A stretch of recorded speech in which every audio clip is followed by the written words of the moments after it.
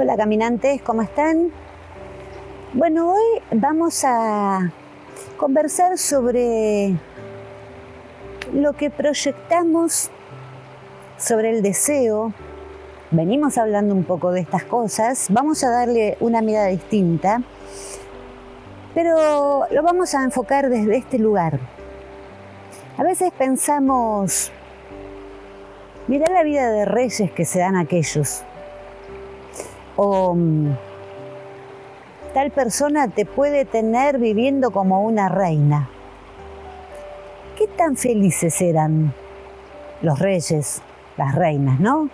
¿Qué tanto le agregamos a la realidad de esta fantasía que se va creando? Bueno, vamos a conversar sobre eso. Acompáñame y ahí lo desarrollamos.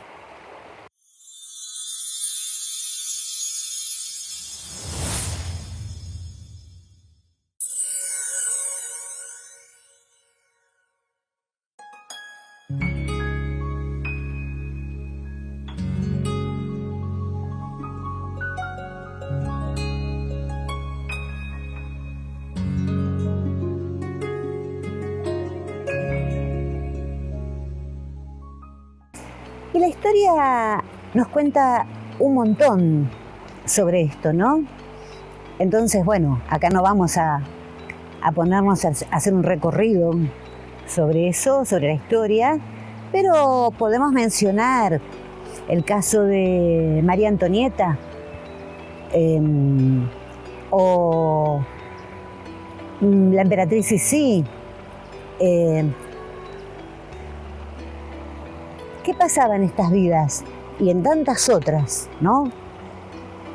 Matrimonios arreglados, niñas que tenían que casarse porque era importante para generar más dominio, más avance sobre estos territorios y con esto evitar el avance de pueblos enemigos y entonces generar fortaleza en estas uniones matrimoniales. Un rey y una reina, era necesario que se enlazaran. Y esas vidas, esos matrimonios, a veces resultaban bien, pero casi que de casualidad, porque pensemos matrimonios que se arreglaban a los 11, 12, 14, 15 años, y qué podía pensar, ¿no? Alguien en lo que significaba todo ese cambio de vida, una niña que estaba jugando con sus muñecas y de pronto tenía que irse a vivir con un hombre que a veces, bueno, podía ser casi de su edad y a veces no. Para una niña de 13 o 14 años, un varón de 20, de 30, como impensado, ¿no? Dormir a partir de mañana y todo lo que implica. Si bien, bueno, claro, sí, a la vida de la corte estaban acostumbradas, pero ¿qué pasaba con ese sentir de niña? ¿Qué pasaba con sus deseos? ¿Qué pasaba con ese hombre que quizás no la llegó a amar nunca? Mujeres que una reina de Asturias que no pudo tener hijos y su esposo la encarceló porque como no le sirvió para tener descendencia, más sí, la metemos ahí adentro y de esos hay un montón de ejemplos. Sumémosle las mujeres que perdían a sus hijos porque sus hijos morían por enfermedades. Sumemos las cuestiones de la incomodidad, de la falta de higiene, y más allá de que hoy en día, si pensamos en cómo era la higiene o la no higiene en esos entonces, las enfermedades que esto mismo acarreaba. Y entonces la vida de reina, claro, bueno, y podemos pensar en la nobleza actual, pero aún en estos casos, las elecciones de vida no son propias, están supeditadas a un orden, a una necesidad de la corona, de que se tomen tales o cuales caminos. Todo esto que te estoy diciendo es para que pensemos que a veces anhelamos cosas que desde un lugar, quizá Hollywood, donde nos muestra esos salones hermosísimos, por supuesto, claro que sí, en Versalles, en tantos otros castillos que pudimos ver en las películas, o quienes tuvieron la suerte de visitarlos. Y creemos que la vida en realidad era así. Glamour, majestuosidad, opulencia, felicidad completa. No, la vida distaba mucho de todas estas definiciones que podríamos seguir agregando. ¿Qué hacemos con nuestra vida cotidiana, con nuestra vida, cuando metemos también ese modo de pensarla o de proyectarla, ¿no? De proyectarla. A esto voy. Si yo digo que me gustaría tener una vida de reina, vamos a dividir esto. Lo vamos a pensar desde nuestra mente, porque no estamos en el 1500 ni en el 1700 ni... Bien. Pero toda idea tiene su halo, su carga, su impronta energética. Este criterio ya lo tenían los egipcios. Ellos representaban a esas cosas que significaban poder. Las representaban en sus jeroglíficos, más allá de ser un diario de vida, porque pensaban en las generaciones futuras y entonces hicieron todo este recorrido en las paredes de los templos. Pero además de esto, en las tumbas, en los sarcófagos, se han encontrado vestigios que muestran cómo era la vida en ese momento, las creencias, el culto de ese momento, y qué se hacía, se acompañaba al faraón, por ejemplo, pero también a los demás, porque el culto a la muerte existía en todos los niveles socioeconómicos. Los faraones eran enterrados hasta con sus sirvientes. ¿Por qué? Porque ellos creían que, bueno, en la vida después de la muerte, en la vida futura, en el regreso, y entonces el sirviente lo tenía que seguir acompañando. Ellos creían en esto y tenían ese elemento que lo representaba, como así también otros objetos que les hacían de protección, etc. Estas cosas en las que nosotros creemos van adquiriendo una impronta. Es decir, si yo creo en un santo católico o de la religión que quieras, yo voy transmitiéndole esta conexión, esta comunicación, esta emisión de pensamientos, o sea, de energía. Le voy enviando constantemente una frecuencia energética. Y este objeto, que puede ser una estampita, puede ser una medallita, lo que sea, claro, con esta continuidad va adquiriendo esa carga. En este sentido puede ser beneficiosa. Pero sumémosle que no somos una sola persona, sino las miles y millones de personas que existen en el mundo creyendo en esa misma cosa. Si se trata de un Buda, una Virgen María, Alá, lo que fuere. Esto tiene una resonancia muy grande en el mundo. Hay un montón de otras personas que también piensan en esto mismo. ¿Cuánto pesa todo esto, no? ¿Cuánto poder adquiere esa figura? Y, claro, la hemos cargado todos, porque todos contribuyen con esos pedidos, esas emisiones, esas frecuencias, y nos devuelven algo. Un poco de esta energía que está ahí es como un almacén, esto es como un depósito. Pero también es que yo me pongo en sincronía con esta vibración. Y hay algo que sucede en mí, solo por haberme puesto en sincronía con esa elevación, con esa frecuencia más alta, con esta fe que yo deposito en algo que está afuera porque no la tengo en mí.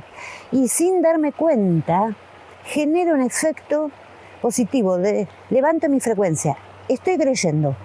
En mí no, porque me cuesta creer en mí, creo en esta otra cosa. Y esta otra cosa, como está cargada con todos esos otros seres humanos que también coinciden, bueno, puedo usar un poco de esa energía, de este depósito mundial. Ahora, ¿qué sucede esto entonces con lo que estábamos hablando antes? La proyección sobre una idea. Bueno, acompáñame al próximo bloque y seguimos hablando un poco de eso.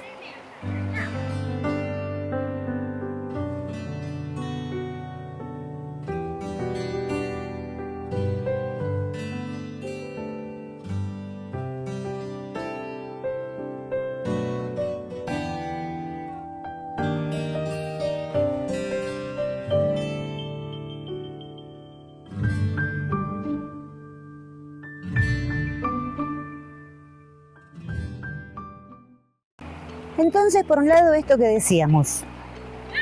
Y sumamos a esto las creencias, los pensamientos, los deseos de vivir como una reina. Todo esto que te contaba era un lado de la energía que se va plasmando, que se va juntando, aglomerando sobre conceptos, sobre objetos, sobre ideas. ¿Y qué pasa con esto de María Antonieta, por ejemplo? María Antonieta tuvo una vida opulenta. Bueno, en la historia vemos ese relato del lujo de su vida, sus fiestas con amigos, cómo se paseaba en su carruaje con sus lujosísimos trajes, el rococó propio de esa época, ese detalle en la decoración, claro, pero ese detalle era carísimo. Esos trabajos que hacían los artesanos de la tela en trabajar esos tapizados gigantescos en las paredes de un palacio, todo eso costaba muchísimo dinero. Dinero del Estado. ¿Y qué pasó? Que mientras ella paseaba en su nube de cristales y de perlas y de diamantes, en su carruaje, el pueblo se estaba muriendo de hambre. Tanto que terminó siendo odiada por su pueblo y decapitada. Bien, terrible la historia. Y tenemos estas otras que te contaba que sus vidas nunca fueron felices porque le han tocado matrimonios espantosos. Soportar la infidelidad del marido era moneda corriente. Eso también está impregnado ahí. Entonces, cuando pensamos en, me gustaría tener la vida de una reina, de una princesa, también están esas películas que nos muestra Hollywood, ¿no? De esos príncipes, o por lo general son príncipes que se escapan del principado porque quieren vivir la vida de una persona común y corriente porque están aburridos de tanto reglamento, de tanta cosa estricta, de tener que casarse con quien no quieren. Y entonces no todo es como lo imaginamos. Por lo tanto, cuando pensamos en el deseo, ¿qué es lo que estamos proyectando hacia eso? ¿Qué es lo que estamos visualizando cuando estamos proyectando algo que queremos para nuestra vida? ¿Desde qué lugar lo estamos percibiendo a esto? ¿Desde un lugar objetivo? Lo que proyecto para mi vida y lo veo hacia adelante, ¿lo veo desde un lugar objetivo? ¿Qué digo cuando digo que quiero una vida de reina? La fantasía que creamos de eso, la fantasía que nos contaron, que quisimos creer, la del cuentito cuando nos íbamos a dormir. Entonces, ¿qué te quiero decir con esto? Que hagamos una revisión de la forma en la que proyectamos el deseo. Porque el deseo tiene una energía muy poderosa. Pero el deseo es una energía de proyección. Es una energía de proyección.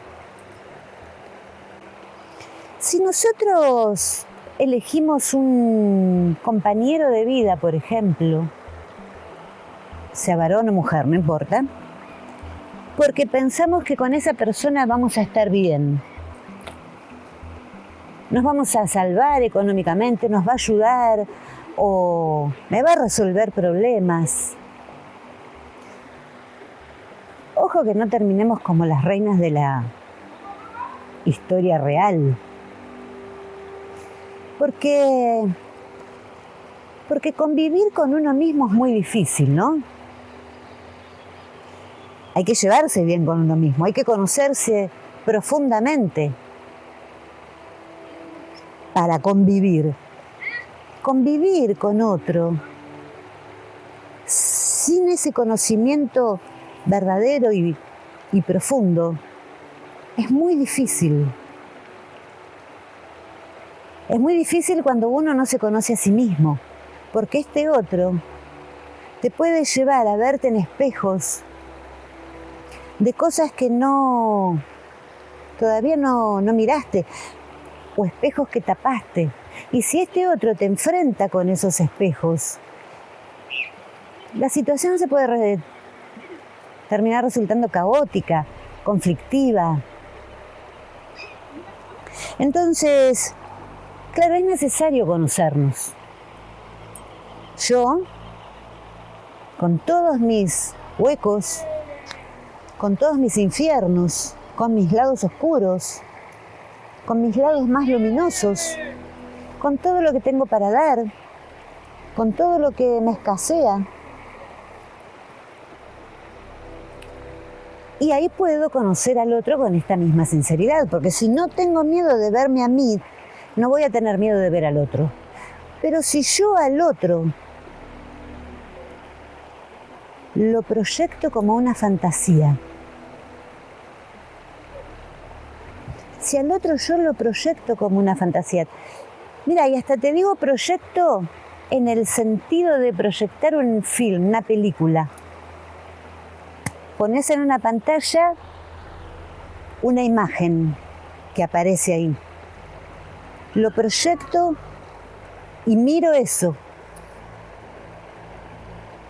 ¿Qué tan real lo puedo ver al otro si no me he visto con ese realismo a mí?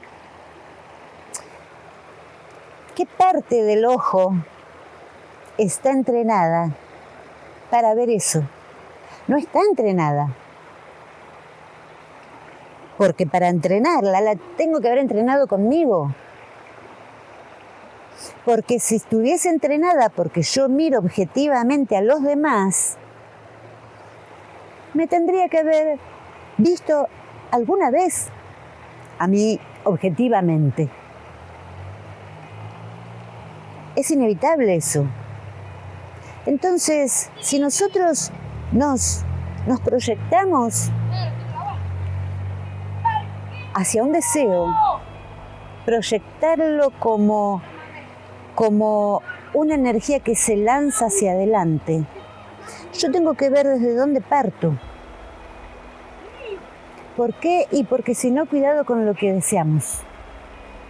Bueno, ahora te voy a hablar de eso entonces, de cuidado con lo que deseamos. Porque a veces eso hace que los resultados no sean tan buenos. O sí, el resultado le hizo caso al deseo. Ahora lo seguimos hablando de eso, a ver.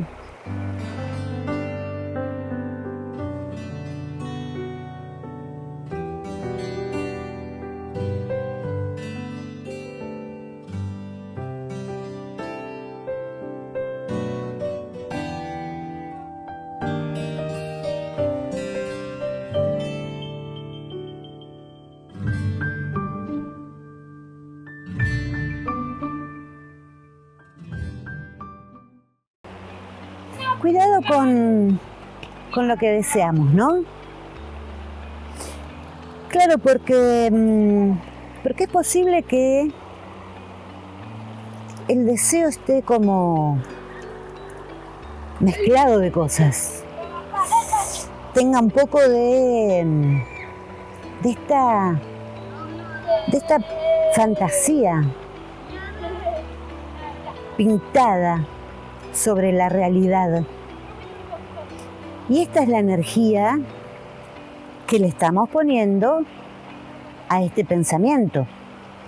El deseo es el santito al que le pido, con una diferencia. Al santo le pedimos, al deseo no deberíamos pedirle, al deseo no se le debería pedir. ¿Dónde está la diferencia? Porque el pedido puede tener una carga de deseo, sí, claro. Pero esa energía de deseo pura, no. El pedido tiene como la palabra lo indica, una petición. Yo le pido esto a otra cosa que no depende de mí. Entonces es un favor. ¿Me haces el favor de? Y el otro tiene la última palabra. Lo puede hacer o no. ¿Y de qué depende eso? Bueno, es que van a converger un montón de cosas ahí adentro y no nos podemos olvidar del destino. Esto está en el sendero del destino. Esto es parte de mi aprendizaje kármico. Porque si no es parte del aprendizaje kármico, mejor que no se me dé el pedido, ¿no? Mejor que el santito se apiade de mí y no me dé algo que va a terminar haciéndome daño.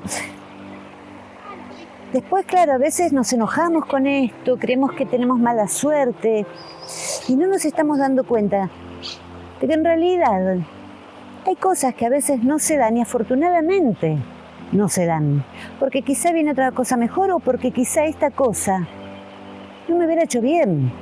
Y un ejemplo claro lo tenemos cuando alguien quiere formar una relación de pareja con una persona de la que puede estar enamorada, una persona que es de su interés, que le gusta porque tiene un montón de cosas, etcétera. Pero no se da. Entonces le pedimos al santo, o le prendemos vela al santo, Y si no se da, y si no hay ninguna situación en particular, si lo que hay es simplemente falta de interés de parte del otro, de esto estamos hablando, ¿no?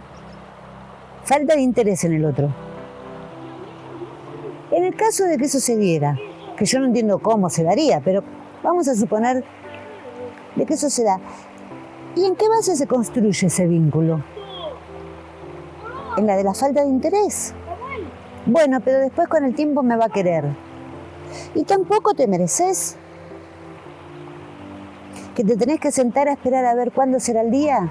Y mientras tanto no sufrís porque no tenés lo que deseabas. Tenés a la persona, tenés el cascarón, pero no tenés su sentimiento. Es como un poco eso, ¿no? Como que el vínculo así, ¿cómo crece?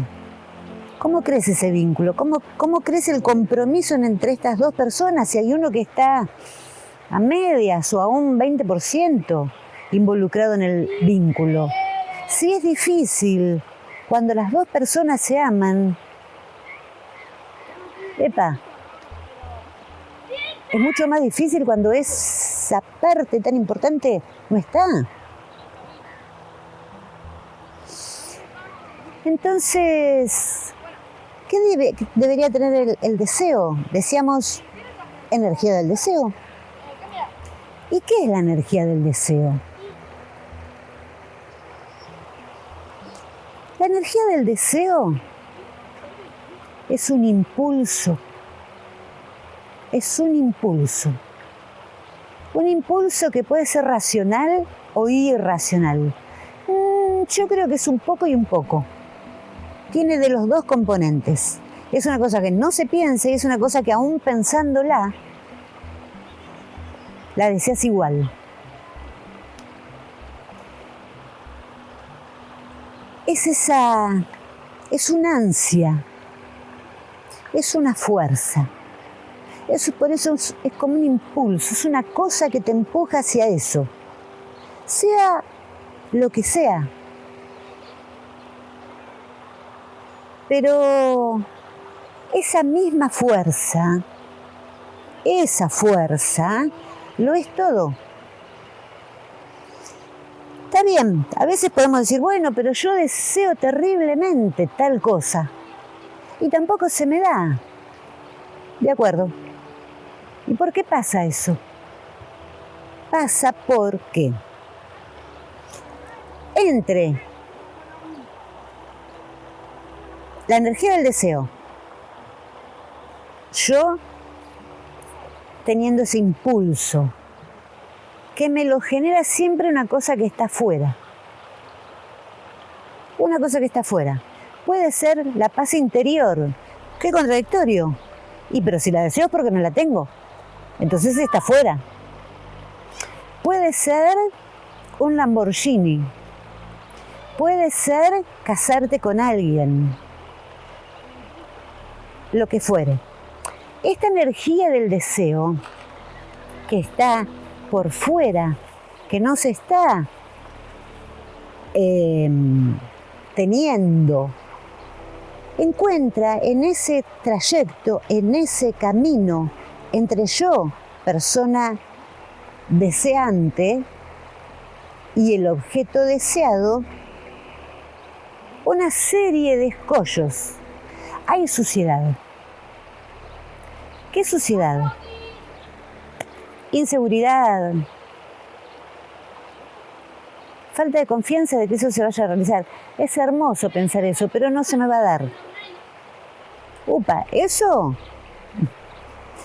Esa fuerza que te aparece ahí, tiene más fuerza que el deseo, porque ese deseo es débil. Sí, me encantaría, pero no, pero yo no soy una persona de suerte. No, pero a mí eso no se me va a dar. No, pero a mí nunca me pasan cosas buenas. Esa creencia es fuertísima, porque está sostenida por una historia de vida, está sostenida por un montón de cosas que te han pasado y que te reforzaron ese pensamiento. Es una energía muy poderosa.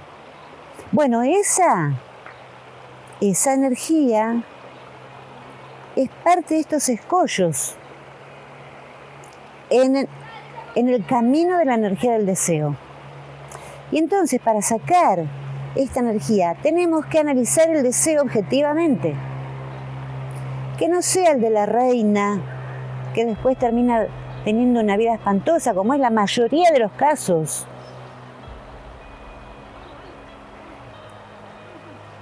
Observemos cómo es el deseo. ¿Por qué deseo esto? ¿Y qué me va a dar este deseo? Todo lo que yo no conozco se convierte en zonas oscuras. Y estas zonas oscuras son ausencias de energía de firmeza.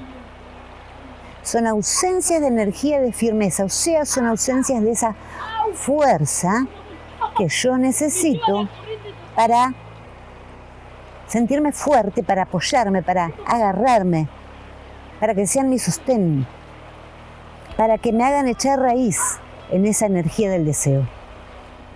Esto es para que lo sigamos viendo y para que le terminemos de dar una vueltita más de rosca.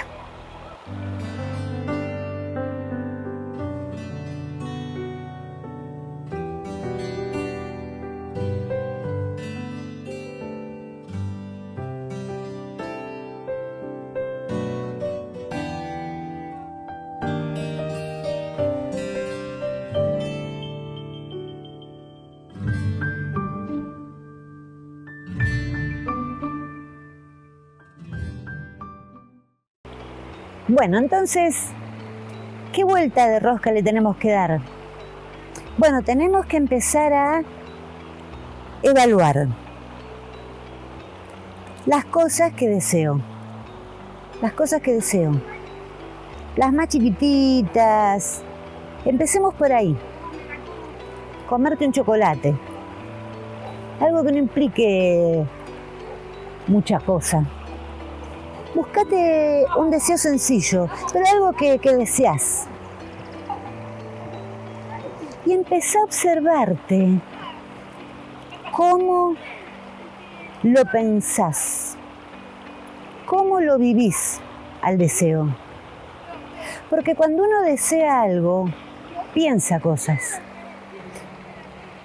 No podemos alejar el pensamiento del deseo.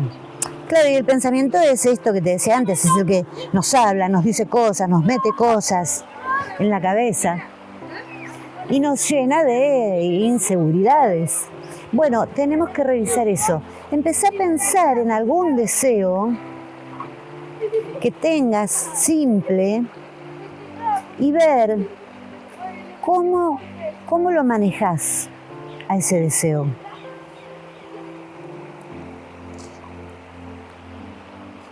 Siempre yo te hablo de la observación.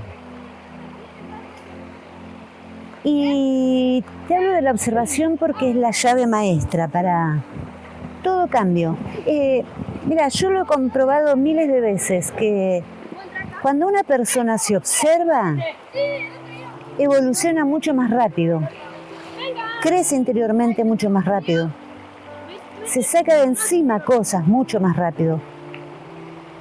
Porque el que no se observa, el que se mira a las apuradas, el que mete todo razonamiento, el que se analiza desde un modo demasiado intelectualizado, muy con definiciones. Ah, sí, yo soy así y hago esto por tal cosa. Capaz lo tiene clarísimo, pero no lo vivencia. No lo vivencia.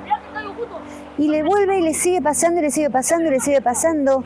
No lo observa.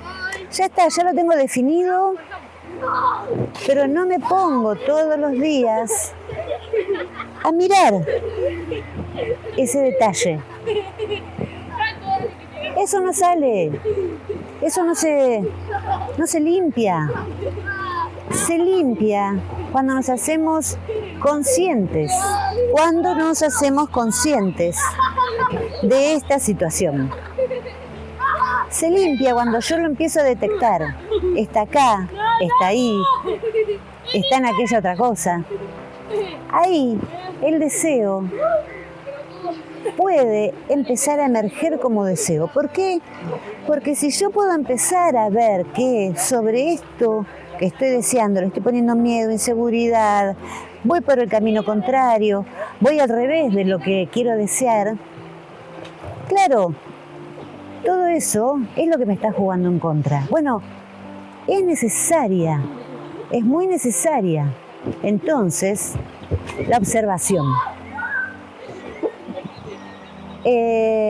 Dentro de esta observación, vos vas a poder notar entonces tus lados más débiles. Ahí vas a poder empezar a ver hacia dónde está tu tendencia de pensamiento. Cuando deseo algo, te decía antes, y pienso, no, a mí no se me va a dar, no, pero esto, yo no tengo suerte. Pero también a veces pasa que deseas una cosa, pero no la deseas en definitiva. No la deseas en definitiva. ¿Por qué? Porque eso te implica un giro, un cambio de situación. Te implica una exigencia. Te implica más responsabilidad. Te implica un mayor compromiso afectivo, por ejemplo. Y entonces el deseo empieza a ser un lugar de temor. Entonces no lo deseo. Es un engaño. Mejor si no se me da. Esté más a salvo. Pero ahí, en el medio de esto, te quedas con la frustración. Y te diría que es una frustración autoinducida. Porque estás deseando algo que no querés que se logre, por lo tanto no es deseo genuino, y en definitiva esto te salva de decepcionarte porque podés llegar a fallar, porque ahí es donde está tu creencia. Resultado, frustración. ¿Y el resultado de la frustración cuál es? Pesimismo, mal humor. Es una frecuencia baja. ¿Y qué se atrae con esto? Más energía de esa clase. Más no. Ahí se te aparecen los no de la vida. Entonces busca dónde están esos deseos que no son deseos al final. Búscalos con algo simple. Te decía, por ejemplo, deseo un chocolate. Y observate cómo funcionás en relación a eso. ¿Qué tanto sentís? ¿Cómo se siente el deseo? Tenés que detectar cómo se mueve adentro tuyo la energía del deseo. ¿Qué se manifiesta en tu interior? Porque cuando la detectás a esa energía, eso mismo hace magia y se expande. Porque ahora también están en tu mente. La mente, que es una gran barrera, ese camino de escoria. Y del otro lado, estos deseos que no son deseos, que son objetivos allá arriba, en el cielo y más allá, que no los voy a alcanzar nunca, pero no importa, me quedo ahí, anhelando eso imposible, que me salva del miedo que me provocaría eso. Pero el precio es una frustración. La frustración genera esta energía densa. Bueno, esta es la propuesta. Conocer la energía del deseo, primer ejemplo, y conocer esta pseudo energía del deseo. Vas a ver que tienen dos movimientos distintos en el cuerpo. Sí, se manifiestan, se mueven distinto porque son frecuencias distintas. Y sería muy interesante que las puedas detectar. Porque detectar ayuda a limpiar. Cuando nosotros somos conscientes de eso, lo podemos empezar a solucionar. Pero es muy importante la observación. Acordate, no racionalizar. Ah, sí, yo cuando deseo algo hago tal y tal cosa, pero después no te observás y te sigue pasando todos los días. No solucionaste nada. La observación es la herramienta que tiene todo aprendiz de la vida espiritual para su evolución. Y esto me hizo acordar a la carta del ermitaño. La dejo pendiente para el próximo episodio. Vamos a hablar del ermitaño y de la transformación de la oscuridad a la claridad. Nos vemos la semana que viene, lo dejo ahí pendiente y bueno, nos encontraremos la próxima.